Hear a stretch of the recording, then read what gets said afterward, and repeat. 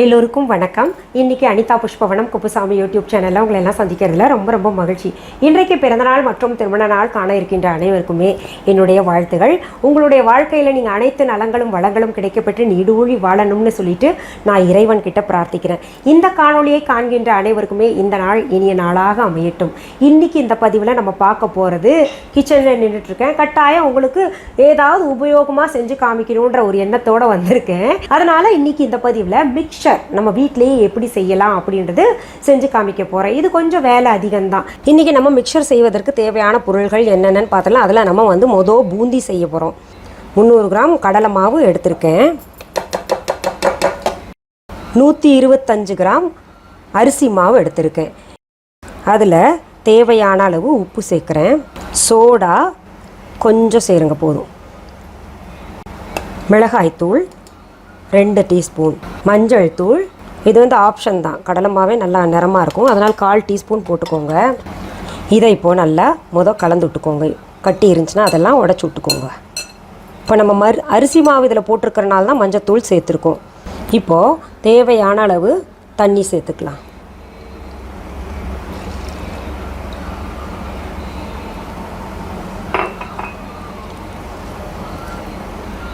இது பாருங்கள், மாவு நம்ம இட்லி மாவு இருக்கும் இல்லையா, அந்த பதத்துக்கு இருக்கணும். இப்படி எடுத்து ஊற்றுனா நல்லா இப்படி விழணும். அடுத்தது அடுப்பில் எண்ணெய் வச்சு ஒரு 2-3 ட்ராப் போட்டு பார்த்தேன். பாருங்கள், நல்லா எண்ணெய் சூடாயிருச்சு, அது பொரிஞ்சிருந்துச்சு. அதுக்கடுத்தது என்ன பண்ணுறேன் நான், இங்கே பாருங்கள், நான் இந்த பூந்தி போடுறதுக்குண்டே கரண்டி தனியாக வச்சுருக்கேன். இப்படி இருக்கும், அது சைடில் கரை இருக்கும், பின்னாடி இப்படி இருக்கும், இங்கே கட்டைப்பிடி இருக்கும். இது உங்களுக்கு எல்லாம் ஓயட்டும். இந்த கொரோனா வைரஸ் டிரான்ஸ்போர்ட் எல்லாம் சரியாகட்டும். உங்களுக்கு viha.online கொடுக்குறேன். ரொம்ப நல்லா வரும். ஏன்னா அந்த முத்தாக விழுகும். ஒன்று சைடில் கரையெல்லாம் இருக்குது. அதில் நம்ம கரைச்ச மாவை என்ன பண்ணோம், ஒரு கிண்ணத்தில் எடுத்து போடலாம். இல்லாட்டி கரண்டி தட்டையாக இருந்ததுன்னா அதை எடுத்து ஊற்றி நம்ம இப்போது இப்படி போடணும். பாருங்கள், பொரியாக எவ்வளோ முத்தாக விழுகுது பாருங்கள். கீழே பாருங்கள், முத்தாக விழுகுது பூந்தி.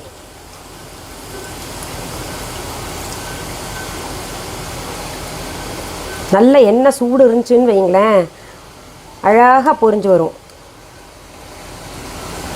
இது பாருங்கள். இப்போது இது ஒரு பேட்ச் எடுத்துடலாம். நம்ம என்ன மேலே ஊற்றினோன்னா ஒட்டிக்கும், நல்லா மொறுன்னு இருக்கும். நான் சொன்ன பதத்தில் நீங்கள் செஞ்சுட்டு வாங்க. இப்போ இதில் சிலர் பேக்கிங் சோடா போடணுன்னு குழப்பி விடுவாங்க. அது போட்டுறாதீங்க தயவு செஞ்சு. நம்ம சமையல் சோடா தான் போடணும். இப்போது இந்த பேட்சை நம்ம அள்ளிடலாம். இதே மாதிரி எல்லா பேட்சையும் நீங்கள் சுட்டு எடுத்துக்கோங்க. இப்போ பாருங்கள், நம்ம பூந்தி செஞ்சுருக்கோம் இல்லையா, ரொம்ப பிரமாதமாக இருக்குங்க. பாருங்கள், மொறுன்னு இருக்கும். அடுத்தது நான் ஓமப்பொடி செய்கிறதுக்கும் 300 கிராம் கடலை மாவு எடுத்திருக்கேன். 150 கிராம் அரிசி மாவு எடுத்திருக்கேன். இவ்வளோ போட்டுக்கிட்டிங்கன்னா வைங்களேன், நல்லா மொறுன்னு வரும். மஞ்சள் தூள் 1/2 டீஸ்பூன். இதுலேயே மிளகாத்தூள் சேர்த்துக்கலாம், அப்போ நல்லாயிருக்கும். 2 டீஸ்பூன் போல் சேர்த்துக்கோங்க. உப்பு தேவையான அளவு 3 பிஞ்ச் போட்டுக்கோங்க. இப்போ இதை கட்டி பிடிக்காமல் நல்லா கலந்து விட்டுக்கோங்க. அதனால் சும்மா 1 டீஸ்பூன் போல் எண்ணெய் போட்டுக்கோங்க. இது காஞ்சிடாமல் இருக்கிறதுக்கு நம்ம என்ன பண்ணோம், முறுக்கச்சில் வேறு போட போகிறோம். அதனால் லேசாக எண்ணெய் பூசி கையிலையும் ஒட்டக்கூடாது, முறுக்கச்சிலையும் ஒட்டக்கூடாது. பாருங்கள், இப்போ சப்பாத்தி மாவு எப்படி இருக்குமோ அப்படி பிசைஞ்சு வச்சுக்கிட்டோம். இப்போ நம்ம முறுக்கு பிழியறது இருக்கு இல்லையா, அதில் போட்டுட்டு ஓமப்பொடி அச்சு அது உள்ளே வச்சுருங்க. நல்லா எண்ணெய் சூடுலேயே புளியணும். நீங்கள் ரவுண்டாக வந்ததுன்னா ரவுண்டாக புளிஞ்சுக்கோங்க. அப்படி இல்லையா, உங்களுக்கு எந்த ஷேப்பில் வருதோ, கட்டாக இருந்தால் கூட பரவாயில்ல. எப்படி இருந்தாலும் நம்ம உடைக்க போகிறோம். இப்படி ஒரு ஈடு புளிஞ்சுக்கோங்க. ஒரு பேட்ச் நம்ம புளிஞ்சுக்கணும். இது சுட்டுருச்சான்னு நம்ம பார்க்கணும். பாருங்கள், நல்லா சுட்டுருச்சு.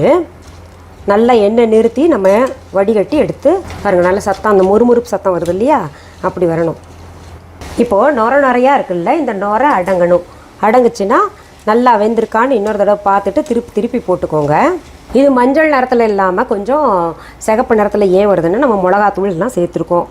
கொஞ்சம் நல்லா இருக்கட்டுமே நான் எல்லாம் சேர்த்தேன். இப்போ மிளகாத்தூள் சேர்க்கலைன்னா உங்களுக்கு நல்ல மஞ்சளாக இருக்கும். இப்போ பாருங்கள், ஓமப்பொடி நல்லா கிறிஸ்பியாக வந்திருக்குங்க. பாருங்கள் சத்தம்.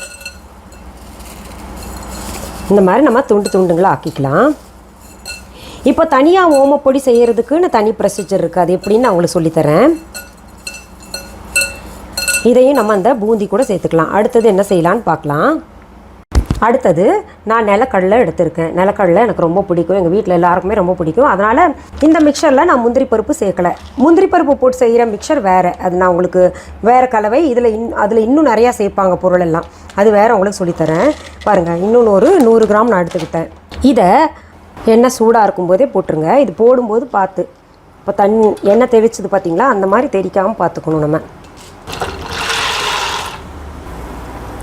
பாருங்கள், இந்த நிலக்கடலை நல்லா ப்ரௌன் ஆகிற வரைக்கும் நம்ம போட்டு எடுத்துக்கணும். அடுத்தது அதே எண்ணெயில் சிம் பண்ணிக்கோங்க. பொட்டுக்கடலைக்கெல்லாம் ரொம்ப சூடு எண்ணெய் தேவையில்லை. அது வந்து ஒரு 200 கிராம் எடுத்திருக்கேன். 150 போதுமானது. இது கொஞ்சம் நல்லா இருக்குமே, அதிகமாக இருந்தான்னு சொல்லிட்டு கூட போட்டிருக்கேன். அடுத்தது நல்ல சூடான எண்ணெயில் இப்போ நம்ம அவல் வந்து 300 கிராம் நான் சேர்க்குறேன். சீக்கிரம் பொரிஞ்சிடும் அவல், அதனால் நீங்கள் பார்த்து உடனே எடுத்துருங்க. அடுத்தது அடுப்பு அணைச்சிருங்க. அதே எண்ணெயில் நம்ம வந்து கருவேப்பிலை போட்டு எடுத்துக்கலாம்.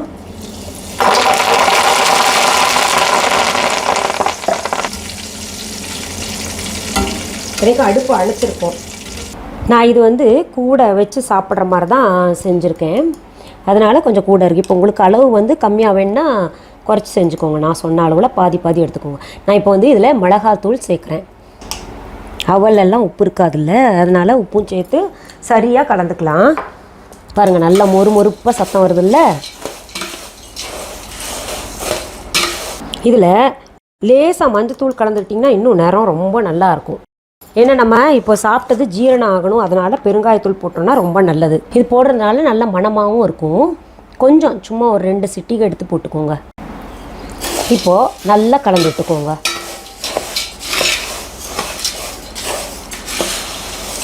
உங்களுக்கு கறிகாய் எதுவும் கிடைக்கல அப்படின்னா இது சாதத்துக்கு வச்சு சாப்பிட்லாம்.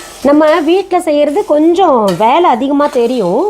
ஆனால் என்னென்னா கடையில் வாங்குறத விட அந்த கடையில் வாங்குகிற காசுக்கு நம்ம வீட்டில் நிறைய ஒரு 4 பங்கு செய்யலாம். சாதம் செஞ்சு ரசம் செஞ்சு இது வச்சு சாப்பிட்டா நல்லாயிருக்குன்ற மாதிரிலாம் ஸ்நாக்ஸ் சொல்லித்தரேன். இப்போ இன்னொன்று சொல்கிறீங்க, டீ டைம் ஸ்நாக்ஸ் ஏதாவது இருந்தால் சொல்லுங்கள் அப்படின்னு கேட்டிருந்தீங்க சிலர், அதுக்காக இது செஞ்சு காமிச்சிருக்கேன். இப்போ நம்ம மிக்சர் செஞ்சது பார்த்தோம் இல்லையா, அதில் நம்ம ஒரு 4-5 ஸ்டெப் பண்ண வேண்டியது இருக்குது. நமக்கு இந்த வீடியோவில் சுருக்கமாக தெரியலாம், ஆனால் வந்து கொஞ்சம் லாங் ப்ராசஸ் தான். இப்போ நான் கொஞ்சம் அதிகப்படியாக செஞ்சுருக்கேன் வச்சு சாப்பிட்ற மாதிரி. அப்புறம் வந்து நம்ம வீட்டில் உதவியாளர்கள் இருக்காங்க, துப்புரவு செய்கிறவங்க இருக்காங்க, அவங்களுக்கெல்லாம் கொடுக்கறதுக்காக கொஞ்சம் சேர்த்து செஞ்சுட்டேன். இப்போது நான் சொன்ன அளவில் உங்களுக்கு குறைவாக செய்யணுன்னா குறைவாக செஞ்சுக்கோங்க, இல்லை இதை விட அதிகமாக செய்யணுன்னா நான் சொன்ன அளவை வச்சுட்டு நீங்கள் கேல்குலேட் பண்ணிக்கோங்க. இப்போது நான் செஞ்ச மிக்சரை நான் உங்களுக்கு சாப்பிட்டு காமிக்கிறேன். இப்படி வீட்டிலேயே நம்ம மொறுமொறுப்பாக செய்ய முடியுமா அப்படின்ற ஒரு எண்ணம் வரணுங்கிறதுக்காக தான் இப்போ உங்களுக்கு சாப்பிட்டு காமிக்கிறேன். இங்கே பாருங்கள்,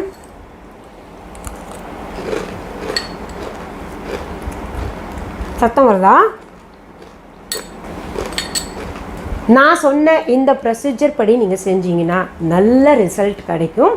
செய்து சாப்பிடுங்க, என்ஜாய் பண்ணுங்கள். இது செய்துட்டு நீங்கள் கமெண்ட் பாக்ஸில் எனக்கு கமெண்ட் கட்டாயம் பண்ணணும். இது இப்போ செய்யறதுக்கு எங்களுக்கு சில பொருள்கள் கிடைக்காது, நான் பார்க்க ஆசையாக இருக்குது அப்படின்னு நினைக்கிறவங்க இதை நீங்கள் நோட் பண்ணி வச்சுக்கோங்க. உங்களுக்கு எல்லா பொருள்களும் கிடைக்கும் பொழுது உங்கள் கையில் காசு இருக்கும்போது நீங்கள் இதை செஞ்சுக்கலாம். சரி, மீண்டும் அடுத்த பதிவில் வேற ஒரு நல்ல தலைப்போடு உங்களை எல்லாம் சீக்கிரத்தில் சந்திக்கிறேன். அது வரைக்கும் நன்றி, வணக்கம். அன்பான வாடிக்கையாளர்களே, உங்கள் விஹா ஸ்டோரில் பூஜை பொருட்கள், சிலைகள், ராசிக்கற்கள், வாஸ்து பொருட்கள், விதைகள், பாரம்பரிய அரிசி வகைகள், சிறுதானியங்கள், ஆர்கானிக் பொருட்கள், மூலிகை எண்ணெய், மளிகை பொருட்கள், மரச்செக்கு எண்ணெய், மரப்பொருட்கள், வெள்ளி ஆபரணங்கள், கிஃப்ட் ஆர்டிகல்ஸ், காட்டன் மற்றும் பட்டு புடவைகள், காட்டன் சுடிதார்கள், பட்டு பாவாடை, குழந்தைகளுக்கான விளையாட்டு பொருட்கள், ஹை குவாலிட்டி இமிடேஷன் நகைகள், வீட்டு உபயோக பொருட்கள், ஜூட் பேக்ஸ், ஹேண்ட்மேட் சோப்ஸ், அழகு சாதன பொருட்கள், சிறுதானிய பிஸ்கெட்டுகள்,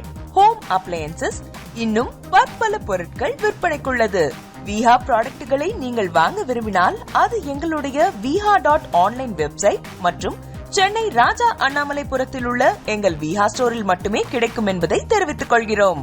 வேறு எந்த ஆன்லைன் வெப்சைட்களிலும் விஹா ப்ராடக்ட்கள் விற்பனைக்கு கிடையாது என்பதை நீங்கள் கவனத்தில் கொள்ள வேண்டும். எங்கள் விஹா ஸ்டோரின் விலாசத்தை கண்டறிய கூகுள் மேப்ஸில் விஹா ஸ்டோர் என்று டைப் செய்தால் வழியை கண்டறியலாம். www.viha.online வெப்சைட்டிலும் விஹா ஸ்டோரின் அட்ரஸ் உள்ளது.